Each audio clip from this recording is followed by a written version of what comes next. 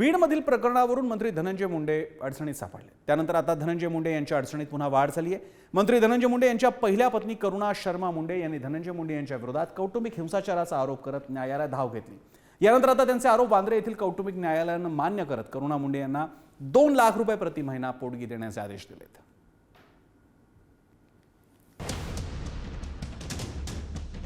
कोई पत्नी को मारेगा, उसको गलत तरीके से गालियां बकेगा. वाल्मिक कराड आला मला घेऊन त्यांच्या समोर माझ्यासोबत मारहाण केली त्याने. 2 बायका फजिती ऐका अशी अवस्था मंत्री धनंजय मुंडेंची झाली आहे. कारण करुणा शर्मा या धनंजय मुंडेंच्या पहिल्या पत्नी असल्याचं वांद्रे कोर्टात सिद्ध झालंय. त्यामुळे करुणा शर्मा मुंडे यांना महिना 2 लाख रुपये पोटगी देण्याचे आदेश देण्यात आलेत. धक्कादायक बाब म्हणजे कौटुंबिक हिंसाचार प्रकरणात धनंजय मुंडे अंशतः दोषी असल्याचं कोर्टानं मान्य सुद्धा केलंय. कौटुंबिक हिंसाचार प्रकरणात धनंजय मुंडे अंशतः दोषी असल्याचा अंतरिम आदेश देण्यात आला. अंतिम आदेश येईपर्यंत करुणा शर्मा यांना कोणतीही दुखापत होता कामा नये. 18 जुलै 2017च्या वसियतनाम्यात करुणा पहिली तर राजश्री दुसरी पत्नी असल्याचा उल्लेख करण्यात आला. मुलगा शिशिव आणि मुलगी शिवानी आपल्यावर अवलंबून असल्याचं धनंजय मुंडे यांनी 2024 मध्ये निवडणूक आयोगात शपथपत्र दिलं. त्यामुळे करुणा मुंडे पहिली पत्नी आणि दोन्ही मुलं धनंजय मुंडे यांचीच असल्याचं सिद्ध होतं. करुणा शर्मा बिझनेस वुमन असल्यानं त्या आर्थिक मदतीसाठी पात्र नाहीत. तर मुलगा शिशिव सज्ञान असल्यानं त्याला देखभाल खर्च देता येणार नाही.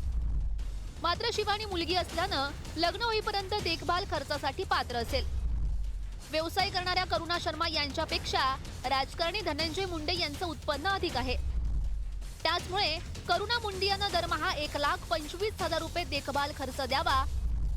कन्या शिवानी हिला लग्न होईपर्यंत दरमहा 75,000 रुपये देखभाल खर्च द्यावा असं कोर्टानं म्हटलं. देवेंद्र फडणवीस जी का वरद हस्त उनके ऊपर अपोजिशन लीडर के टाइम से है. उसके बाद अजीत दादा तो हैं ही. तो इतनी बड़ी ताकत जब है उनके पीछे कौन करेगा? पुलिस वालों के सामने कलेक्टर के केबिन में पत्नी को कोई मारता है, कोई मारेगा? कोई पत्नी को मारेगा, उसको गलत तरीके से गालियां बकेगा. गुंडे, पुलिस सब थे वहां पे. मेरे हस्बैंड खुद थे वहां पे कलेक्टर के ऑफिस में. डीपीडीसी की मीटिंग थी पहली. कौटुंबिक हिंसाचार प्रकरणात धनंजय मुंडे अंशतः दोषी असल्याचा अंतरिम आदेश वांद्रे न्यायालयानं दिला. तर न्यायालयानं कोणताही कौटुंबिक हिंसाचाराचा निष्कर्ष काढलेला नाही असं स्पष्टीकरण धनंजय मुंडे यांच्या वकिलांनी दिलं.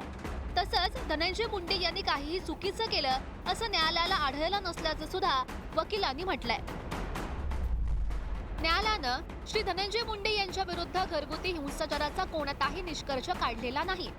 आदेश केवळ आर्थिक विचारांवर आधारित अंतरिम भरण पोषण देण्याचे निर्देश देतो, जो कथित हिंसाचाराच्या कोणत्याही आरोपांवर आधारित नाही. हे लक्षात घेणं महत्त्वाचं आहे की माझ्या क्लायंट विरुद्ध कोणताही प्रतिकूल निष्कर्ष नाही. हा आदेश केवळ अर्जदारांच्या आर्थिक गरजांवर आधारित देण्यात आला होता, कोणत्याही चुकीच्या निष्कर्षावर नाही.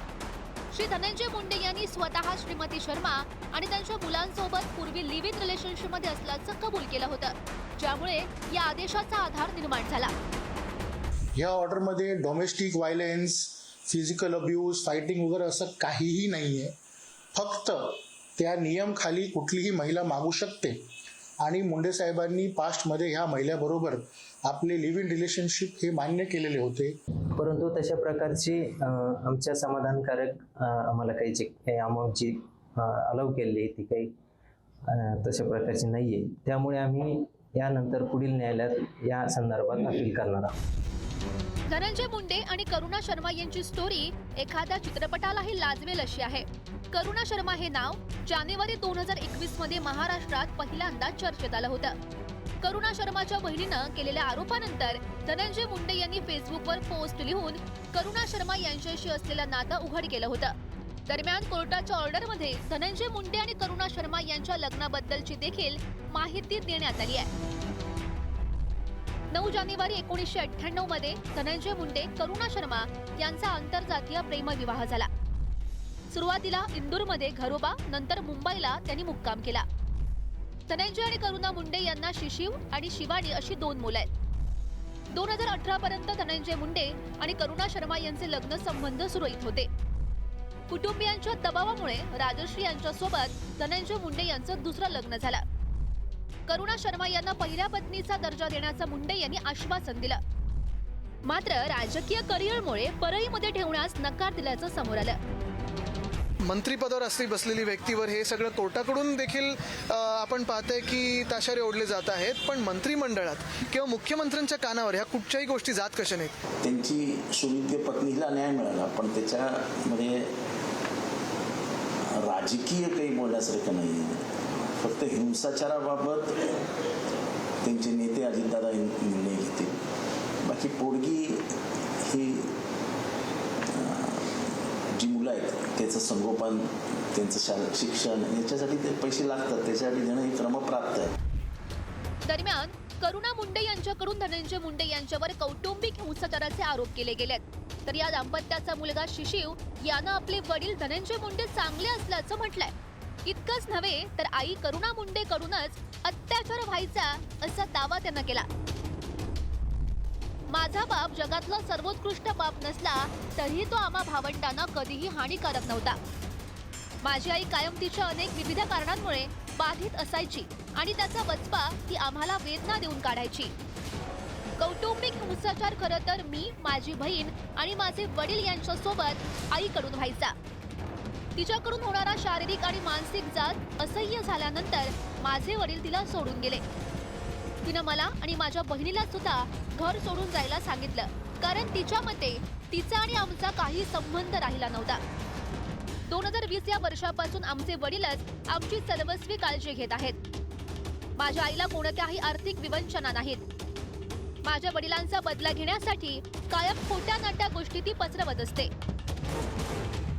आधीच बीडमधील प्रकरणावरून मंत्री धनंजय मुंडे अडचणीत सापडलेत. वाल्मिक कराडशी असलेल्या संबंधांवरून त्यांच्या राजीनाम्याची मागणी सुद्धा होते. अशातच आता करुणा मुंडेंनी केलेले आरोप कोर्टानं सुद्धा मान्य केले. त्याचमुळे धनंजय मुंडे यांचा पाय आणखी खोलात गेला हे नक्की. निखिल चव्हाणसह पंकज दळवी, पुढारी न्यूज, मुंबई.